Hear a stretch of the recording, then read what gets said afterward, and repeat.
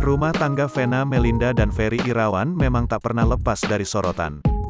Bak perangko yang tak bisa dipisahkan, momen kebersamaan Vena Melinda dan Ferry Irawan kerap banjir pujian netizen. Tak hanya berdua, bersama Fania, Vena Melinda dan Ferry Irawan bak hidup bahagia dalam segala keadaan. Sudah lebih dari 3 bulan pasca menikah, Ferry Irawan dan Vena Melinda tak pernah menampakkan kesedihan.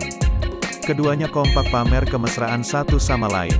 Bahkan kehadiran Fania Atabina, putri bungsu Vena Melinda yang sudah mulai beranjak besar tak jua menyurutkan kemesraan keduanya. Seperti biasa, Ferry Irawan dan Vena Melinda mengunggah aksi mesra mereka sembari berjoget mengikuti gerakan TikTok yang saat ini sedang viral. Namun di salah satu feed tampak aksi Vena Melinda dan Ferry Irawan yang hampir saja berciuman di depan Fania Atabina sang putri. Sontak aksi Vena Melinda dan Ferry Irawan itu pun langsung mendapat reaksi Atala Naufal yang terlihat meninggalkan tanda suka di unggahan tersebut.